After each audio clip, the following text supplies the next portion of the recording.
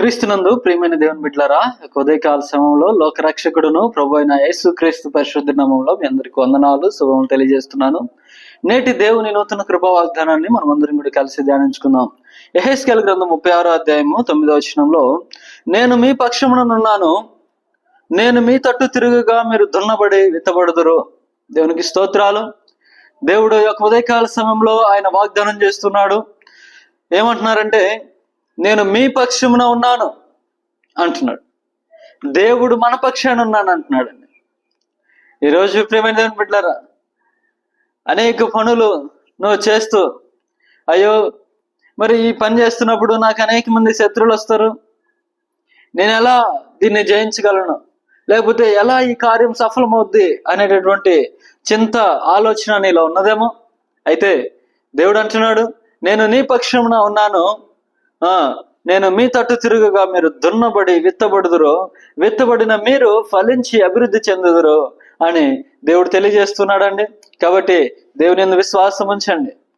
ఆయన మన పక్షాన ఉన్నాడు అనేటటువంటి ధైర్యము నీలో ఉండాలి. అవునండి. ఎందుకంటే ఈ లోకానుసారమైనటువంటి మనుషులు కొన్నిసార్లు మీరు గమనించండి, ఒకవేళ వారు చేస్తున్నటువంటి పనిలో వాళ్ళు చేసేది తప్పైనా, ఎవరైనా నువ్వు తప్పు చేస్తున్నావండి అని చెప్పి ఒకవేళ మనం కనుక అడిగినట్లయితే వాళ్ళు ఏమంటారు తెలుసా? నా పక్కన ఎవరున్నారో తెలుసా నీకు?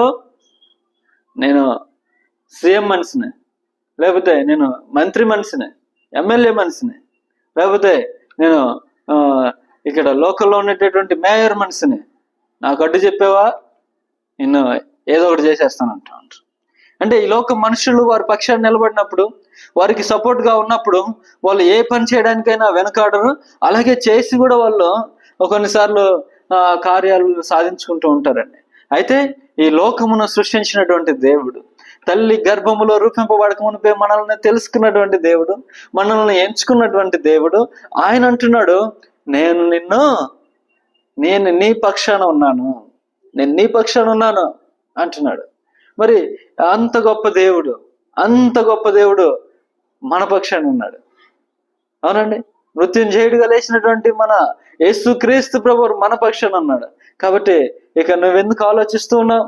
నువ్వు ఏదైతే ప్రారంభించాలనుకుంటున్నావో, ఒకవేళ ఉద్యోగమైనా, ఒకవేళ వ్యాపారమైనా, ఒకవేళ శుభకార్యాలైనా, ఏదైతే నువ్వు ప్రారంభించాలనుకుంటున్నావో యేసుక్రీస్తు పరిశుద్ధ నామంలో నువ్వు ప్రార్థన చేసి ప్రారంభించు. దేవుడు నీ పక్షాన్ని నిలబడతాడు. నీ కార్యాలలో సఫలత నీకు దేవుడు దయచేస్తాడు. దేవునికి స్తోత్రములు కలుగును గాక. అవునండి. దేవుడు నీ పక్షాన ఉన్నాడంటే నీవు భయపడాల్సినటువంటి అవసరం లేదు. దేవుడు నా పక్షమున ఉండగా నాకు విరోధి ఎవడు అని దేవుడు తన భక్తుల ద్వారా లేఖనాల్లో రాయించారు. అంటే దేవుడు నా పక్షాన ఉంటే నాకు విరోధంగా ఎవరు నిలబడరు, ఎవరు కూడా నాకు వ్యతిరేకంగా ఎవరు నిలబడరు. ఎందుకంటే నా దేవుడు నాకు విజయాన్ని దయచేస్తాడు, ఆయన నా పక్షాన నిలబడతాడు అని దేవుని బిడ్డలు విశ్వాసం ఉంచి రాశారండి. ఆయన ఆత్మ ద్వారా రాశారు. కాబట్టి దేవుడు నా పక్షాన ఉన్నాడు, నేను దేనికి భయపడను, నేను ఈ కార్యాన్ని ప్రారంభిస్తున్నాను. ఏదైనా పర్లేదండి. ఒకవేళ నువ్వు చదువుకునేటటువంటి చదువుల్లో, ఉద్యోగాల్లో, మరి ఎగ్జామ్స్లో, లేకపోతే ఒక వ్యాపారంలో, ఏదైనా సరేనండి, ఒక శుభకార్యం చేసేటటువంటి స్థితిలో, ఒక గృహాన్ని కట్టుకునే స్థితిలో నాకు డబ్బులు లేవే, మరి ఆర్థికంగా నేను ఎంతో వెనుకబడినటువంటి పరిస్థితిలో ఉన్నాను. అయినా మరి కొన్నిసార్లు మనం అనుకుంటూ ఉంటామండి, ఆల్రెడీ మనకి నెల స్టార్ట్ అయిపోయింది, మార్చి నెల. ఈ మార్చి నెలలో స్టార్ట్ అయ్యేసరికి మనందరికీ కూడా భయం కలుగుతుంది.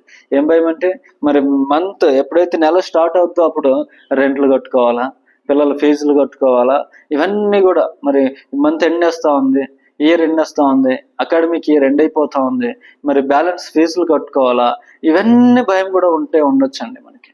అయితే నువ్వు భయపడొద్దు, దేవుడు నీ పక్షాన ఉన్నాడు. నువ్వు కార్యము ప్రారంభించు, దేవుడు నీ పక్షాన నుండి దేవుడు నీకు విజయాన్ని దయచేస్తాడు. అవునండి. ఈ మాటలు యందు విశ్వాసం ఉంచు. దేవుడు నీతో చెప్పినటువంటి మాటలతో నువ్వు విశ్వాసం ఉంచండి. దేవుడు తప్పక నీ పక్షాన్ని నిలబడతాడు, నీకు కావాల్సినటువంటి విడుదల దయచేస్తాడండి. ఆయన అంటున్నాడు, నేను నీ పక్షాన ఉన్నాను కాబట్టి నువ్వు భయపడొద్దు, మీరు విత్తబడి దున్నబడతారు, దున్నబడిన మీరు ఫలించి అభివృద్ధి చెందుతారు అని దేవుడు తెలియజేస్తున్నాడు. కనుక నువ్వు భయపడొద్దు. ఎందుకంటే నీ శత్రువులతో దేవుడే యుద్ధం చేస్తాడు. నీ శత్రువులు ఎవరు నీ ముందు నిలబడకుండా దేవుడు చేస్తాడండి. అవునండి. అయ్యో విరోధి మరి గట్టిగా బలంగా ఉన్నాడే, మరి ఎలా నేను చేయాలి, ఎలా వారితో నేను పోట్లాడాలి, ఎలా నేను వారితో ఫైట్ చేయాలి, ఎలా నేను జయించాలి అనే ఆలోచన నీకొద్దు. ఎందుకంటే యుద్ధం యెహోవాదే, యుద్ధము యెహోవాదే, ఆయన చూసుకుంటాడండి. నువ్వు ప్రార్థన చెయ్యి, ప్రార్థనలో నమ్మకంగా ఉండు, దేవుని యందు విశ్వాసంలో నిలకడగా ఉండు, స్థిరంగా ఉండు. అప్పగించే ప్రతి కార్యాన్ని నీ పక్షాన నిలబడతాడు, నీ విరోధులతో వ్యాజ్యం ఆడతాడు, నీకు కావలసినటువంటి సఫలత ఇస్తాడు, నీకు కావలసినటువంటి విజయాన్ని ఇచ్చి దేవుడు నీ ముఖంలో గొప్ప సంతోషాన్ని జీవితంలో నువ్వు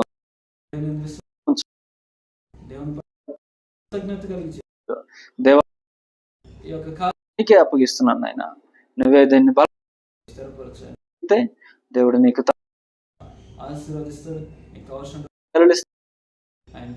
నేను ఆశీర్వదించే దేవుడు కనుక ఆయన నీ పక్షాన ఉన్నాడని గుర్తించు. దేవుడు తప్పక నిన్ను ఆశీర్వదించి దీవించును గాక. ఆమేన్. ప్రార్థన చేసుకున్నాం.